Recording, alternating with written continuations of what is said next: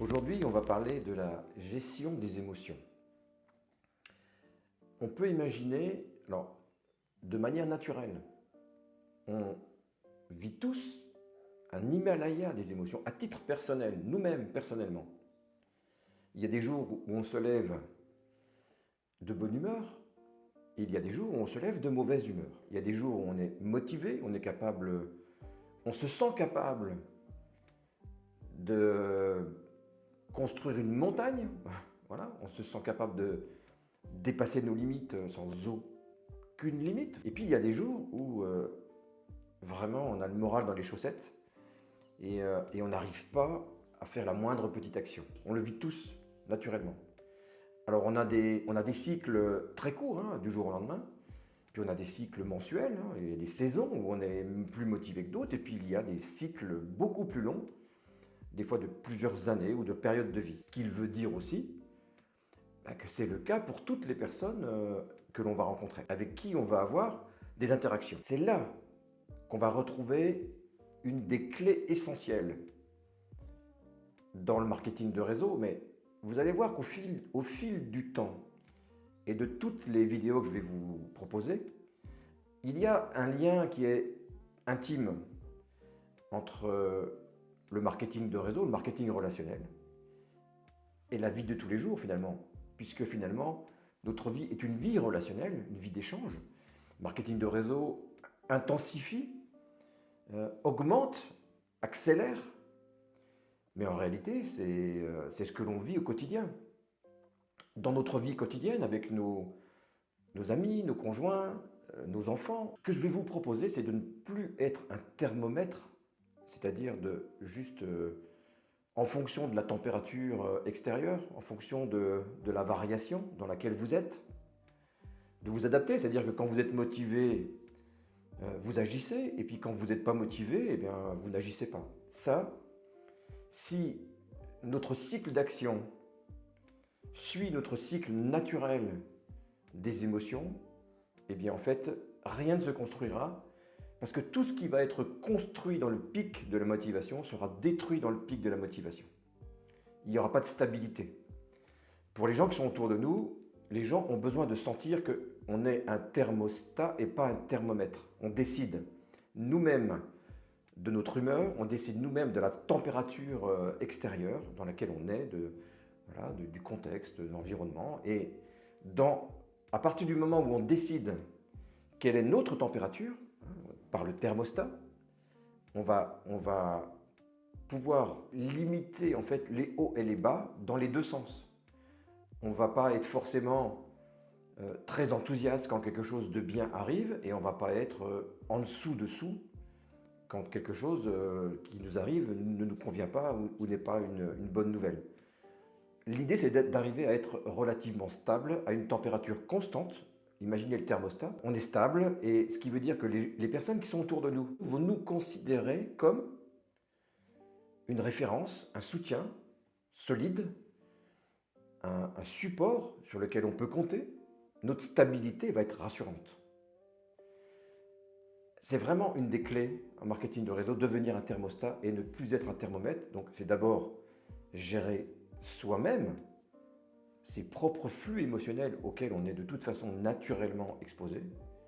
Et puis ensuite, avec cette constance, avec cette solidité, cette stabilité, on va pouvoir ensuite finalement proposer cette température stable aux personnes qui sont autour de nous. C'est-à-dire qu'eux vont avoir des cycles émotionnels, mais quand ils vont avoir un cycle émotionnel bas et qu'ils sont découragés, ils savent qu'ils peuvent venir vers nous et que nous on est stable et qu'on va les aider en fait à passer ce cap et on va les aider en fait à maintenir un cap grâce à notre stabilité. Pourquoi on a encore une accentuation de ce phénomène en marketing de réseau? Parce que justement en marketing de réseau, on a une activité relationnelle et on est en relation avec beaucoup de gens.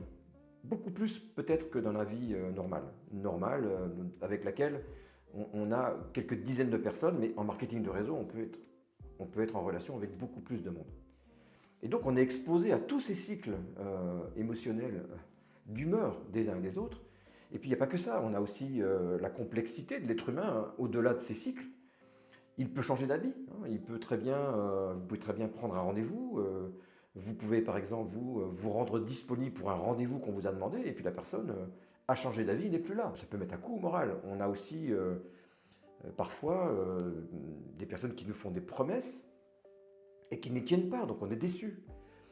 On a parfois l'opposé, c'est-à-dire on peut être trop enthousiaste, ou des gens peuvent être trop enthousiastes parce qu'ils ont eu deux, trois bonnes nouvelles et ils ont l'impression que ça va être toujours comme ça. Comment est-ce que l'on peut faire pour pouvoir devenir un thermostat? La première chose, c'est la boussole, c'est-à-dire savoir vraiment ce que l'on veut, pourquoi on est là, pourquoi on a fait ce choix-là. Lorsque vous allez être secoué par un vent de travers, vous pouvez être déstabilisé émotionnellement, mais comme vous avez un objectif clair, précis qui vous tient à cœur, eh bien, vous allez vous remémorer l'objectif qui vous tient à cœur, et à ce moment-là, ça va vous redonner la force, l'énergie d'aller puiser dans vos ressources pour remonter beaucoup plus rapidement. Et plus vous faites cet exercice régulièrement, plus vous remontez rapidement. C'est-à-dire que chaque fois que vous allez vous retrouver dans une situation qui vous décourage, vous vous rappelez vraiment la raison pour laquelle vous êtes là, la raison pour laquelle vous avez mis en place ces actions et pourquoi vous avez envie de monter un réseau en marketing de réseau, ce que vous avez écrit, vraiment, c'est important de l'avoir écrit, d'avoir bien déterminé, de l'avoir écrit. Eh bien, chaque fois qu'on est découragé, on lit cet objectif et ensuite, progressivement, on va se remonter. Il faut le lire 2, 3, 4 fois jusqu'à ce qu'on remonte en motivation, en énergie et hop, ça repart. Et vous allez voir qu'avec le temps, plus cet exercice, vous le faites régulièrement et plus vous remontez vite. Les cycles seront toujours là, mais en fait, ils seront invisibles parce que finalement, ça n'aura une mauvaise nouvelle, par exemple, ou une promesse non tenue, ou un rendez-vous qui n'est pas honoré, aura un impact très infime sur vous de quelques secondes, puisque vous allez vous remonter rapidement le moral et de point de vue extérieur, vous paraîtrez parfaitement stable et vous allez quasiment être considéré comme intouchable, vous voyez, par ça. Ce qui n'est pas le cas en réalité, hein. Ce qui n'est pas le cas, c'est-à-dire qu'on a toujours un impact, toujours une déception momentanée, mais elle est de plus en plus courte. Investir dans sa conviction personnelle. La conviction personnelle, c'est de la connaissance. C'est-à-dire que très souvent, si on surfe sur les réseaux sociaux, on a de l'information. L'information, c'est très superficiel, alors que la connaissance, c'est profond. Et lorsque l'on veut devenir un thermostat, on doit investir du temps dans la connaissance, on doit approfondir les sujets, et en particulier dans le cadre du marketing de réseau, eh bien, on étudie le marketing de réseau, mais de manière beaucoup plus intéressante, dans l'histoire du marketing de réseau, la géographie du marketing de réseau, et puis on va aller rechercher peut-être des histoires concrètes, des gens qui ont réussi, des gens qui ont... Et on va aller chercher de la connaissance. Il existe aujourd'hui, par exemple, beaucoup de livres sur le marketing de réseau, mais il existe beaucoup d'histoires sur le marketing de réseau. Et puis vous allez trouver aussi des chiffres concrets économiques sur la réalité économique, voilà. Et vous allez vous faire en fait une conviction personnelle parce que vous êtes allé chercher en profondeur de la connaissance. Et ça, c'est pas ce qu'on vous a dit, c'est pas ce qu'on vous a envoyé pour vous influencer, c'est vous qui êtes allé la chercher. Donc, comme c'est vous qui êtes allé la chercher, ça devient une vraie conviction personnelle. Et cette conviction personnelle, elle vous renforce vraiment. Il y a quelques lois universelles qui nous, par exemple, la loi de l'effet cumulé, elle fonctionne toujours. Si vous agissez régulièrement, même avec des petites actions sans gloire au quotidien, dans une même direction longtemps, vous finissez par avoir des résultats. Ça marche dans tous les domaines et ça marche aussi même quand on n'agit pas à notre insu. Par exemple, si on va par exemple se laisser aller et tout simplement manger un petit peu trop chaque jour, on se laisse un peu aller, voilà. Eh bien, l'effet cumulé, au bout d'un an, 2 ans, 3 ans, 4 ans, 5 ans, 10 ans, mais vous aurez pris du poids et vous aurez certainement des problèmes de santé qui sont liés à ces excès, en fait, tout simplement. L'effet cumulé de petits excès quotidiens amène à des résultats sans qu'on le veuille. Donc, la loi universelle de l'effet cumulé, elle fonctionne avec nous si on entreprend des actions en ayant la confiance dans cette loi universelle, ou alors elle agit contre nous naturellement. Allez chercher de la connaissance, allez chercher à comprendre cette loi. Vous allez trouver plein de livres sur l'effet cumulé. Vous allez peut-être même avoir des gens qui vont les contredire, mais cherchez vraiment à développer cette confiance. Parce qu'une fois que vous avez cette conviction personnelle que l'effet cumulé de petites actions vous permettra de réussir, ben vous aurez ça en nous, en vous. Et ça vous aidera vraiment à devenir un thermostat. Une autre loi universelle qu'on vit aussi dans la vie de tous les jours, hein, et les parallèles sont toujours là. Une rencontre peut changer votre vie. Alors, dans la vie de tous les jours, on sait très bien que dans notre vie personnelle, nos parents, les personnes qu'on va rencontrer, nos amis, toutes ces personnes que l'on va rencontrer ont parfois un impact décisif sur notre trajectoire de notre vie. Et on peut tous identifier 2 ou 3 personnes qui ont vraiment compté dans notre vie.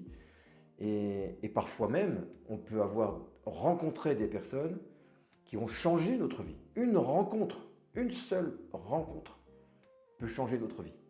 En marketing de réseau, c'est bien sûr vrai, puisqu'on développe des réseaux et parfois une seule rencontre peut vraiment changer votre vie économique dans ce cas-là. Vraiment, c'est le cas.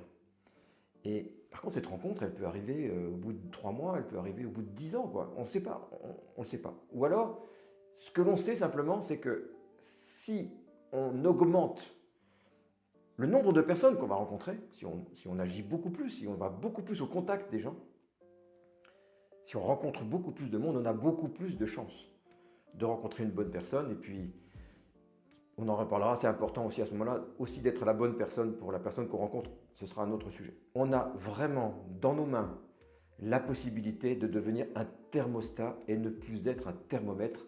Dites-moi dans les commentaires si ce que je viens de vous expliquer va vous aider.